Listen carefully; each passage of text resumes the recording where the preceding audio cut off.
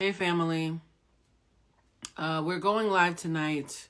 What day is today? Thursday. We're going live tonight, Unplanned, because I have been getting a lot of DMs. I think about 15 minutes ago, wrapped up a 2.5 hour class with some of my Own Thy Shift emotional intelligence alumni. We do alumni classes during the holidays just so I can make sure that the people who take my courses have the emotional support they need. Hey, I see Carmen in here. Carmen, I just saw you in class like 20 minutes ago. What's up, sis? So I'm coming in here unexpectedly because what I expected to do tonight was finish class, take a shower, get dressed, get cute, get my girls out, and go party with one of my friends and have a good old time for his birthday. Lamar, if I'm too tired after this and I don't make your birthday, I promise I will take you to lunch and make it up to you. I might even send you some flowers because, yes, guys, I do believe in sending men flowers. They're people too. So my plans for tonight have been derailed because I logged on to Instagram to check on a message. I said, are you coming in about the family drama? What family drama? There's a lot of family dramas. So I log on to Instagram tonight just to check on a message I had sent to someone for some business stuff and was shocked when I saw that I've gotten at least 100 DMs in the past hour, all about the same thing. Yes, you guys just wrote it in there, all about Keke. For those of you who are newer to my space or who somehow missed it, Keke Family Drama, you guys, please, put as much detail as you can in the comment section as I'm reading this, because I literally am finding out about the family drama as I am coming out of being off the internet for several hours. What you guys don't know is when I do classes, I spend about an hour and a half preparing for class and then 2.5 hours, administering class. And then there's the nap that I take beforehand. So I have not been really on the internet seriously in like 5 or 6 hours. Apparently all of this stuff exploded while I was in work mode. And the reason why, you're wondering, Blue, why are people hitting you up about Keke Palmer drama? Like, why you, right? The reason why people are hitting me up, somebody said her mother just posted the video saying, yeah, I saw the video. The reason why I am getting so many DMs is because when the But You're a Mom dress situation went down, I did what I always do. I did a very nuanced, compassionate, but not enabling, I can be compassionate and still hold you accountable, video explaining my concerns as someone who is a professional in the realm of emotional intelligence about the red flags that I was seeing, the dynamics that I was acknowledging, and how this was deeper than a lazy gender wars debate, right? I had some strong opinions about the things that I just could not ignore and how I thought that we needed to see this through a lens of support and concern rather than turning it into a moment of fodder. Someone says, Saranis, thank you guys. Everything you're saying about Saranis and stuff. By the way, I have to say this. This is the disclaimer that I always have to do because I live in LA and the industry is very small. The industry is very, we all know each other, okay? First things first, Keke and I follow each other on Twitter, right? And we're 1 degree of separation about 18 different times. We got about 20 people in common. So this is not me speaking about a complete stranger. So please recognize that even though she and I are not friends, I have respect for her. And I am assuming that she followed me after I made that video because she has respect for me. Please keep it respectful in here. Okay. The second thing that I want to say is I'm not going to make this about Saranis, who I also have a lot of people in common with. Okay, so I know that when people are doing videos like this from their basement apartment somewhere in these bubble fuck, they talk very greasy, they talk very reckless, they do all this pontificating because they never have to run into these people in real life. I don't have that luxury, and even if I did, my emotional intelligence wouldn't make me be reckless to begin with. So I just want to point that out, that I'm not talking about people who are just like completely removed from me. Second thing I want to point out is a lot of you use mental health terms incorrectly because social media has created a space where any layperson with a TikTok account and half of a bar of Wi-Fi will learn buzzwords like gaslight and narcissist and X, Y, and Z and will think that they're now a therapist or a coach or expert because they saw a couple of videos on Instagram. This is not one of those kind of videos either. I'm speaking as someone who spends the majority of my week walking people who trust me with their care through figuring out their emotional landscape, right? And so there's a certain level of responsibility I have, not just journalistically, but just integrity-wise based on the work that I do, that's going to stop me from perhaps speaking in the manner that some of you who like mess will find satisfying. Now that those people have left, because anybody looking for mess after hearing that, I would think that you would leave. Thank you for addressing the misuse of mental health terms. You're welcome, Mark. So because y'all know that I'm not speaking out my ass, I'm not speaking as a layperson. I do this for a job. I have a professional obligation as someone who is in the news realm and who does social commentary. Let's have this discussion in a way that is adult, okay? Again, keep it cute in the comments. Anybody who comes in here talking too much shit will be kicked out. The mental health term that you guys misuse the most, that actually applies to what we are seeing happening right now with Keke Palmer is trauma bonding. You guys think that trauma bonding means that you're at a club and you run into a stranger and y'all start talking about how much you hate your exes and now you're bonding over your trauma. That is not what the fuck that means. Hey, Jason, stop using trauma bonding incorrectly. A trauma bond in real life is what we're allegedly seeing right now. A trauma bond is when you are in a psychologically, physically, or emotionally abusive relationship. And I am categorizing the different kinds of abuse because abuse is not just physical.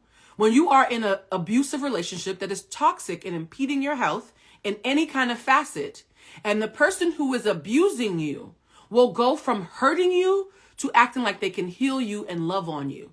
The most infamous case of trauma bonding that we probably know of is Ike and Tina, right? Where he would tell her, eat the cake, Annie Mae, and be abusive to her. And then he would act like he was her sun and moon and her stars. That is actually what trauma bonding means. When you are bonding with the very person who is causing you the trauma. You cannot trauma bond with a random person who has the same bad luck and love as you. Because I've been using that term incorrectly for years, and it's driving me crazy. And it also underscores why y'all need to stay in your lane when it comes to things of this magnitude. So if what is being alleged is correct, Keke was in a trauma bonding situation. Now you're asking, Blue, why are you spending all this time explaining trauma bonding to us? Because when you don't understand what trauma bonding is, it leaves you up to judge the one who is being traumatized. Someone said, it's devastating. I went through similar things, a brand new baby too. So please don't start asking, well, if he was abusing her, then why was she doing videos with him on her birthday? Why was she X, Y, and Z? Because they were trauma bonding.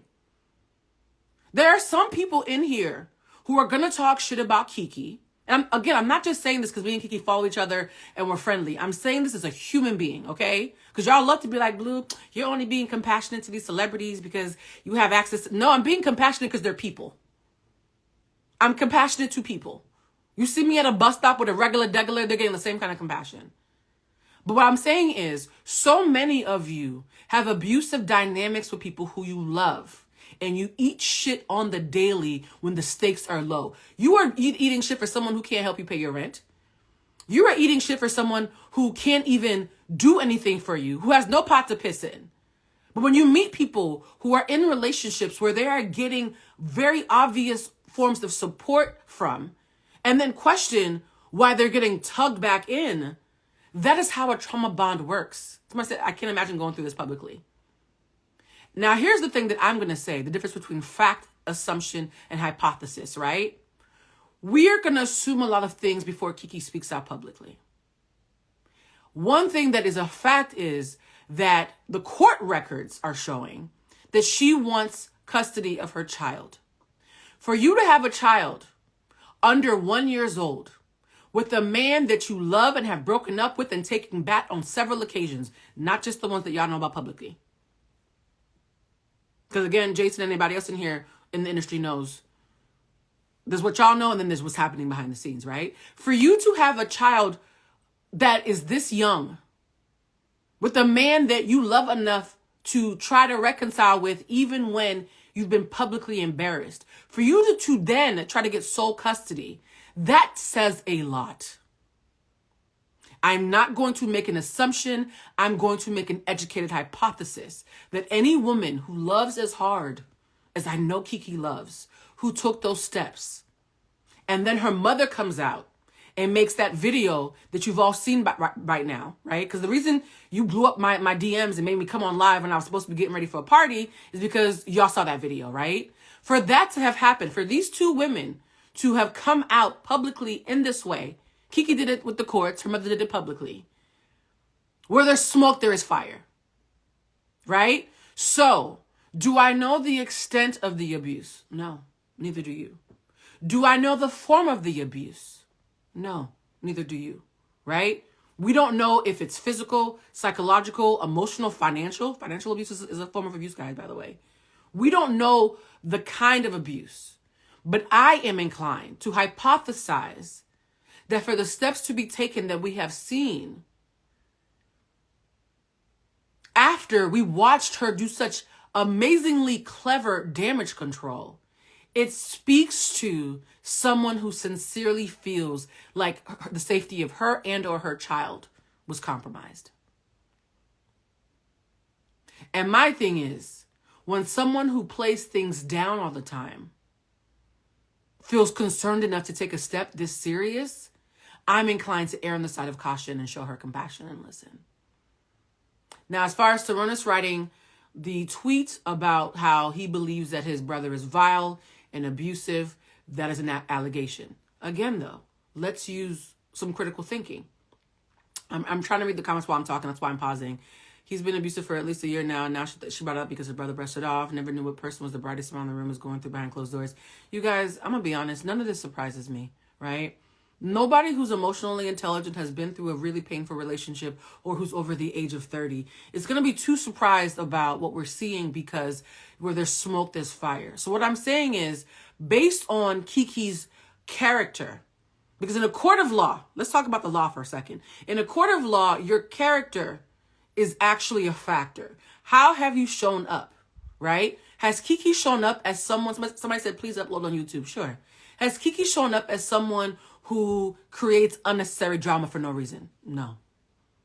Has Keke shown up as someone who exaggerates things to make them worse than they really are? No, actually quite the opposite. Has Keke shown up as someone who wants to embarrass her man in public? No. The day before he did that tweet, she posted on Twitter, I love my man. And a month after, she posted him on a birthday post, looking at him with stars in her eyes. She is someone who is inclined to cape for, cover, and protect this black man.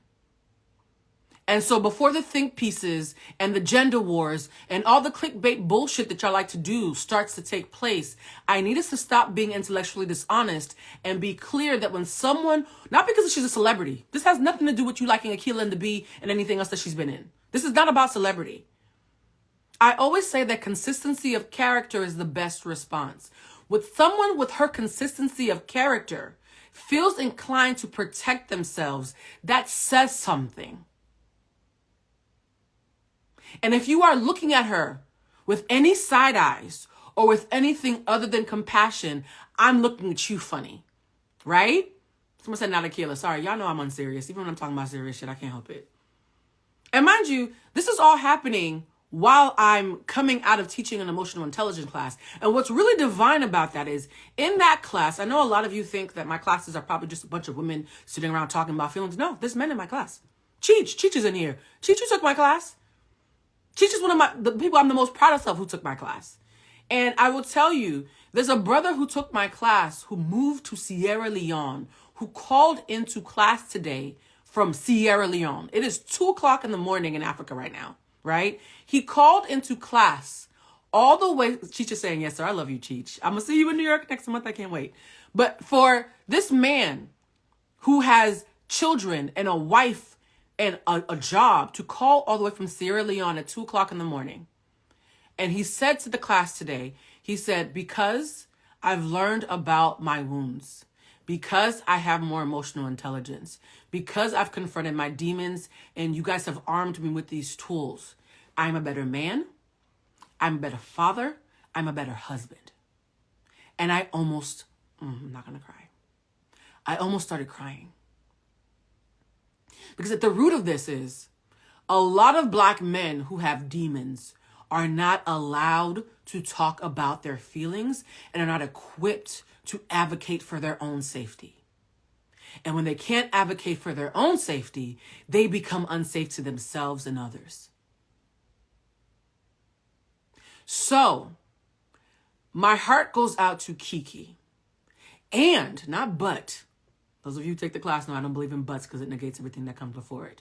And my heart also goes out to the ecosystem that failed the father of her child. Because he is not a victim, but he was victimized for him to get to the place where he could have such a blessing, right? Think about this. You are unknown to the public. You are in the shadow of your brother who is winning in the eyes of Black Twitter, at least, okay? I don't know how much white America knows Sarunas, but the Black folks sure as hell know him. I can't go to Soho House to get a margarita to save my life without running into Sarunas Jackson, okay? He is known in these streets. So you have this high-profile brother in this industry that commodifies notoriety as a currency. And this woman who has been winning for 20 years plus looks into your eyes and sees something that she wants to pour into. Most men who do not have emotional intelligence, fuck confidence. A lot of y'all are confident and toxic. So this is not about confidence. Most men who do not have a tribe of emotionally intelligent people telling them to say, fuck society, brother. Your feelings have to be acknowledged to be overcome. Will not have the ability to be with a woman whose bandwidth and light is that bright.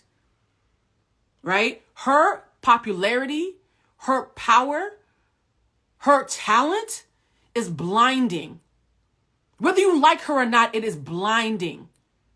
And a strong man who is emotionally intelligent would still find himself having to check in like, brother, how do I feel about this? Like, my girl's a big deal. How do I feel about this as a man? The most emotionally intelligent man would have to have a moment with himself being with a woman like Keke Palmer. The best of you would have to have a moment. You know how I know? Because I am nowhere near the stature of Keke Palmer's power and popularity, and I have to deal with this all the time. People are always shocked when they realize that I don't date rich men. I don't date men who are super, super powerful and swaggy. I date men who make me feel safe. Because I recognize that money is a currency that I can make. If I'm making money and I have the gift of gab and I'm talented as fuck, so let's not be fake modest here. If I have a man who is kind to me and keeps me safe, I can help him with his dreams. I'm an asset, right? What I can't do, though, is teach him how to make me safe. Because at a certain point, you have to be invested in your own safety in order to even be able to invest in anybody else's safety. So she took a risk on this brother because, like me, she was looking for a real connection and not clout. I know you guys find this hard to believe, but there are some of us in LA who want love and not clout, right? And she thought she found it in him. She invested in him. She had a baby with him. The mistake she made was thinking that her love could change him. Allegedly. So many of us have done the same thing. So many of us have misinvested. Everybody that I've ever been with walks away 10 times better than before they met me. I have never once been able to say the same. So I know a lot about misinvestment, right? I don't feel like a victim because my discernment was off. I own that. I don't own the abuse I went through. I don't own the dignity that they attempted to rob me of, not knowing that I had a surplus. I don't own their shit. But I do own the lack of discernment that allowed me to see a red flag and ignore it. And so what is going to need to happen is Keke needs compassionate accountability. She does not need to be called stupid. She does not need for you to talk shit about the man that she probably still loves in order to show your allegiance to her. I'm going to tell you right now, guys, even when you choose the wrong person, if you love them, it hurts to see somebody that you love being slighted. Unless you're bitter. When you're bitter, you want them to burn him at the stake. But she doesn't strike me as bitter. And please recognize, She followed me after I made that video asking for compassion. Right? So, guys, we're going to wait for the facts to come out. We're going to wait for Keke to speak for herself. We're going to recognize that when we talk about not wanting gender wars, and we talk about wanting men who are not toxically masculine, and we talk about wanting women to feel safe and unabused in their relationships, that does not come about by talking about how much you hate niggas. Can you imagine if your name was Susan and every day you got online and people were like, we hate bitches named Susan? Would you feel inclined to get better, or would you get defensive and double down? Most people would double down. Very rarely do human beings, very rarely if ever, do human beings sustainably improve in deep-seated ways from shame. Shame is a wasted currency. And a lot of you have been in abusive relationships and don't even know it. So there's also the hypocrisy of it all, right? I don't want to hear 75% of y'all talking shit about Keke and her abusive relationship, allegedly, because 75% of y'all have been in abusive relationships yourself, whether you recognize it or not. Abuse is so normalized that there are things that are abusive that my clients, when I tell them, hey, so it sounds like you've been in an abusive relationship, how have you processed that? They're like, what are you talking about? He just talks to me a little crazy. That's called verbal abuse. Go on. Go on. We've all been in abusive relationships. And one of my boys is in here. I'm not going to say your name because I love you and I want to protect your autonomy. One of my boys in here, we just had, friend, I see you. We just had lunch a couple weeks ago and he told me that he was in an abusive relationship with a woman. She abused him and nobody believed him because he's a man. So this is not some gender bullshit, guys, okay? Can we stop with the gender norms? Toxicity is gender neutral. Accountability is gender neutral. Pain is gender neutral. Abuse is gender neutral. So I don't want a bunch of women talking about niggas ain't shit and he ain't even had a pasta pit in. What do you get from calling this man broke other than shaming every other financially challenged man who didn't do nothing who's reading the comments? Ooh, what did you serve? You just gave him the incentive to be even more bitter and less prone to improving. I actually hate rap songs about broke niggas. You know why? Because making a rap song about a broke nigga is like making a rap song about an ugly bitch. It does not feel good to people who are minding their business. Because society says, right? Let's talk about society because this is all normalized dysfunction. Society says, as a woman, my value is to be pretty. And if I'm doing something that is heteronormative and steeped in white supremacy, thin and light, right? I'm supposed to be as close to a thin, docile white woman as possible. And society says men's jobs are to have big dicks and even bigger bank accounts. I hate to tell y'all, most people watching this live are not winning in either side of that metric. Okay? So, because society tells us to have a lot of shit that most of us don't have, it would behoove us to remember that these people are still human beings who have feelings and emotions. And even if Keke is, somebody said me, well, if you have all of that, then kudos to you, friend, but I'd like to see your bank account. You probably broke by California standards. But like, I think the answer right now is not to burn him at the stake, not to say the thing that you guys told me to come in here to say, because here's the thing that really pissed me off. Not pissed me off, but really triggered me a little bit. Out of the 100+ DMs I got in the last 2 hours about this Keke situation, every single one of them said, Blue, you were right. You better go on live and tell everybody I told you so. What? Do you understand how egotistical and completely useless that is? Factually speaking, I'm right a lot, guys. It's my job to be right more than I'm wrong. If I was going around talking about I'm right all the time, we'd be here all fucking day. But do you know why I'm right, though? I'm not right because I'm God. I'm right because I recognize we're all just human beings doing human shit. And so whenever I make a hypothesis, whenever I make a video, whenever I do a deep dive, I'm not talking about celebrities. I'm talking about human beings doing human shit. It's easy to be right when you don't dehumanize people. That's not really special. It's easy to be right when you're just being a compassionate fucking human being. My heart, I'm not going to cry. My heart hurts for that girl. My heart hurts for her. I can't imagine having a baby that young and going through this publicly with the entire world watching. And if you feel anything other than compassion, empathy, and concern for her, you are dealing from a place of nastiness and bloodlust.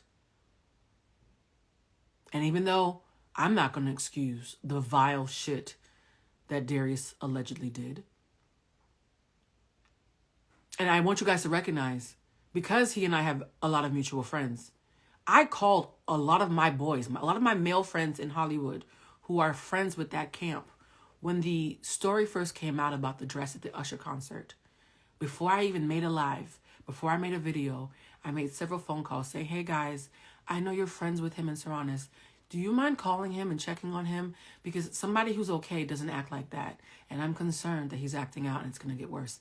I called our mutual friends, begging them to reach out to him. And you know what they said? And this is what breaks my heart about men's relationships with each other. They said, we cool, but I don't think we're cool enough for me to have that conversation with him. I said, what? They're like, yeah, you know, it gets tricky with dudes and he's going to tell me about my business. And honestly, I had to stop myself from judging my guy friends. Like, you know what? Only you can gauge how safe it is for you to have this conversation with him. It hurts my heart that y'all kikiing and hanging out, but you can't say something as soft as, hey, brother, are you okay? But the fact that so many of this man's friends could get a call from me, and they know me. They know when I make these calls, it's not to be messy. It's always on the low. You're getting a call from me saying, hey, friend, hit him up. And they all collectively said, nah, I can't do that. What does that tell you about the ecosystem that he's operating in? Where the folks he breaks bread with, hangs out with, takes pictures with, don't feel comfortable saying, are you okay? Black men are the fastest growing group of people in this country unaliving themselves. They are the fastest growing group of people committing suicide. 3 years ago, I was at a dinner with my mentor, Dave. I love Dave. Dave Wilson, from the founder of The Griot, where I worked for 8 years, and a couple other friends. And I was the only woman in the room, right? I think because I make men feel safe, they sometimes forget that I'm the only girl in the room. And I looked around, I was like, hey guys, you're all big shots and stuff. Have you noticed that Black men are going through a mental health crisis? And they were like, what are you talking about? I was like, well, I have a lot of clients, and I feel like the men that are calling, a lot of the men are having their girlfriends like say, hey, Blue, can you talk to him? And then when I'm having these conversations with them, the stuff that I'm hearing is very concerning, right? And so they were like, no, I didn't really notice, but okay. And then 2 years later, that statistic came out that they were actually killing themselves in record numbers. So this is not new, guys. What's happening is a lot of people are realizing that they cannot live up to society's standards, right? Buying a house 30 years ago was easier than buying a house now, even though we're making way more money than our parents did if you counted inflation, right? Society has set us up in a way where things that were the American dream previously are physically fucking impossible for the majority of the population. The thing is, though, while society was setting us up for failure, women were still allowed to talk to each other, right? How many shows do we have about women sitting around? Girlfriends, Sex in the City, Golden Girls, women sitting around talking through their feelings over martinis or cheesecake, Cosmopolitans and Louis Vuittons, right? Women are often applauded and implored to have community with each other, to vent their feelings. When a man shares his feelings, what do we call him? Sassy. Oh, he's being zesty. A lot of the women who say niggas ain't shit are the same women who call men bitches for sharing their feelings. Make it make sense. Make it make sense. Now you're wondering, Blue, why are you mentioning this while talking about Keke?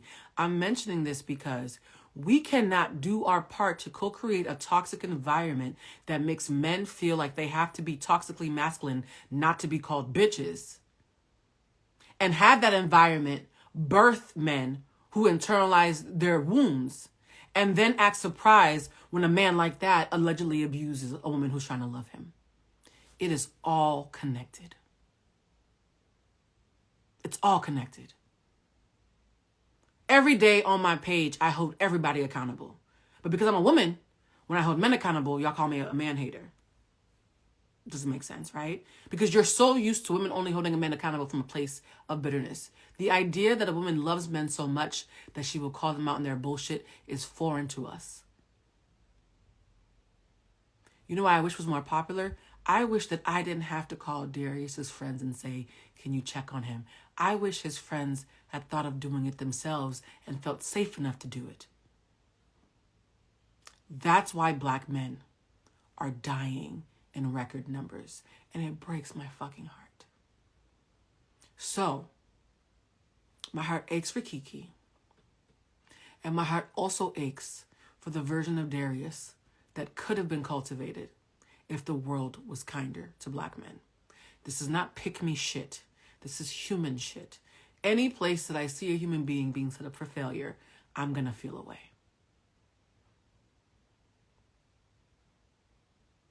Somebody said men don't feel safe with men. A lot of men who have been through a lot find themselves finding a bunch of women friends. I've dated so many guys, really sweet guys, who have nothing but female friends.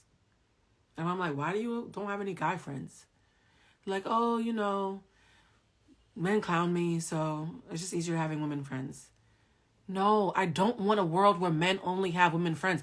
I want a world where men can talk to each other. Because there's some things that I'm going to say to you that no matter how I say it, it's going to sound different coming from your brothers. So, because the world is small, because I know several people whose names I've mentioned are going to see this video, I'm just going to say this. Anybody who knows Darius, who has access to him, and who can get him to pick up the phone, you need to check on your brother. You need to call him out, hold him accountable, and do it in a way where he has an inclination to actually listen. Because the things that we know for fact, the outburst that he's had as a fact, as a matter of record, already tell us that he's not okay. And what makes me concerned is when I was having the class today and that brother from Sierra Leone was saying, Blue, thank you so much for your class. It's made me a better husband, a better father, and a better man. He has 2 sons. And my first thought was, we just stopped someone from passing this shit on to 2 more Black men. That's why I got emotional. It wasn't because of my client. He's a grown-ass man. It's because I now know that there's 2 little boys in Sierra Leone who have a fighting chance of breaking this generational curse. And Darius has a son. Keke has a son. That's why it's hard for me to do the messy shit with y'all on Twitter. Because I'm worried about that little boy who still has a chance. Sorry, I'm PMSing. I get emotional around this time, so I'm going to end this. I'm just going to ask that you guys go against what clickbait and algorithms want you to do, to go against your instinct to be part of the angry mob and the feeding frenzy, and to imagine how would you feel if 2 of your friends were publicly going through something this painful with a new baby boy in front of the entire world. That's my hot take, okay? Please stop DMing me, asking me to be messy. That's not who I am. I know there's a lot of people on social media who have personas. 50% of the people in this room right now are my friends in real life, and they all tell you this is me in real life. I'm not secretly going to be like, I knew it, just because y'all DMing me mess. Stop DMing me mess. I actually give a fuck, y'all. I actually give a fuck. And Keke, if you see this, please be gentle with yourself, because what you're going through is painful. It is hurtful. And I know you've been socialized as a child star, now an adult star, to always put on a brave face. Please, please do not be a strong Black woman in the midst of this. I wrote several articles for, I think, The Griot, CNN, Revolt. I've done several pieces about how the strong Black woman archetype is killing us. It lacks balance. And this is not an opinion, guys. There is data. Because y'all know I'm a nerd. I don't like shit without data. Because without data, it's just anecdotal, right? There has been data that has shown that the strong Black woman archetype is literally killing us. In the same way that the strong Black man archetype is killing our men, it's killing us too. Because when a medical professional sees a black woman in pain, the world is thinking, well, black women in pain, they're like mules. They can take it. She doesn't need that medicine. She doesn't need that epidural. She doesn't need those tests. She'll be fine. She can shake it off. And we drop dead in disproportionate numbers because we're seen as the mules and the donkeys of society that can take it on the shoulder. Black women's mental health issues are often masqueraded by our high earning potential. We kept on saying during feminism, the first wave of feminism, that we wanted to not be financially beholden to our men. And then we got rich and inherited all their dysfunctions. Is that really progress? You got as much money as your daddy did, but you're also just as miserable and toxic as he is. Is that really progress? Society is ripping us of our tenderness. So no, Keke, please do not be a strong black woman. Be a human being who is going through something hurtful and who is feeling their feelings. Don't ever call me a strong black woman. I am a supple black woman because leather is supple. It gets softer and more buttery to the touch the more it goes through. My adversities don't make me stronger. They make me more compassionate. They make me more tender. If I'm having a bad day, I say I'm having a bad day. If I want to cry, I've cried on here several times. I don't pretend to do a highlight reel. Social media is full of highlight reels. That's not healing anybody. If she ever has the wherewithal to come forward and speak about her pain, I want us to make room for that. And to bring it back full circle before I go, guys, this is trauma bonding. Bonding with your abuser, bonding with the person who caused you trauma is trauma bonding. Stop using these terms incorrectly, because it means when we're in a situation like this, when those terms actually hold weight, we've watered them down to the point of them not even having any power anymore. All right. I'm going to try to read the comments. Hey, your friends and fam, hold your friends and fam tight. You just never know what anyone is going through. I know that we're all human beings. I assume everybody has feelings. If you just assume everybody has feelings, you don't need to know what they're going through. If you recognize that everybody has feelings, then that's all that's necessary. All right, I got to go. For those who have disappointed because this wasn't as messy and ratchet and whatever that you wanted, you're going to have to die mad because this is just who I am all the time. I adore y'all. I hope that the people who need to see this. And to the question that I keep getting in the comments, yes, somebody said, Blue, may I DM for your class info? Oh, shit, I always forget to do this. All right, I'm going to put the class info in here for everybody, guys. OTS 24. OTS24.eventbrite. Ooh, child, I just came out of class and I thought I was going to have me a joint and a shower, and y'all got me up here in mess. All right, I just put it in the chat. It is OTS24.eventbrite.com. OTS stands for Own Thy Shift. 24 is January 2024 when it's going to happen. OTS24.eventbrite.com. And if you don't know what the class is, 3 times a year I hold these classes. I only do them 3 times a year because they're so emotionally taxing. And I get so invested in the limited people who I allow in these classes that I always need a month or 2 in between to take care of myself. Okay? Y'all, people are like, Blue, you'd be so rich if you did this all year long. I'd also be a hot mess and need a straight jacket, okay? So I believe in making sure that the healer gets healed as well. So we only do it 3 times a year. The next one is coming up in January. It's always the cheapest in the month of November because I know people have holidays and I wanted to save y'all some money. So if you guys buy the class now, it's much cheaper than it will be next month. But the whole purpose of the class is we meet every Wednesday for 2.5 hours. 2.5 hours every Wednesday where I literally teach you, not, good vibes only and all that other bullshit. No, it's literally a class, guys. You have notebooks, you take tests. It's literally a class where I teach men, women, and non-binary folks from all over the world how to deal with their pain and their trauma. This is not a replacement for therapy. It's a whole different beast because a lot of my clients are therapists. It's a whole different beast. Emotional intelligence and mental health work well together. And those of you who don't know why, Blue, why did you become a therapist? Why emotional intelligence?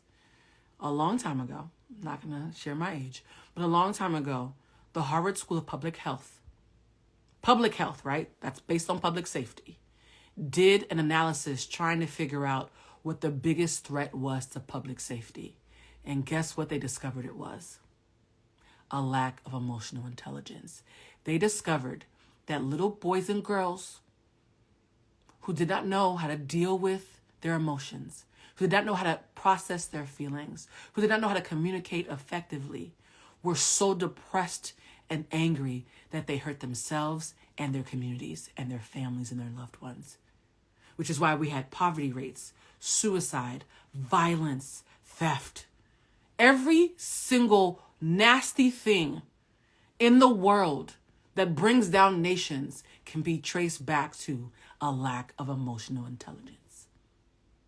And they called little Blue Telusma, fresh out of college, and said, we need a writer to help us create this curriculum, but do it in a way that's like funny and engaging. And I was like, oh, okay, I guess. And that was my first writing job. My very first writing job was in emotional intelligence, while I myself didn't know what the fuck it was. I had to learn it while I was teaching it, right? And it literally saved my life. It literally saved my life. That's why I do this work. So yeah, I see a lot of my students are joining right now. Guys, I hate to tell you, but I have to go. I am spent, and I only believe in pouring from an overflowing cup. I don't believe in, the cup is half empty or half full. I only pour from the saucer, the surplus, and my surplus is running out. So for my own psychological safety, I'm going to tap out. I love y'all. And again, I will save this on my YouTube, and I hope that this message gets to who needs it. All right? Please be gentle with yourselves. Bye, guys.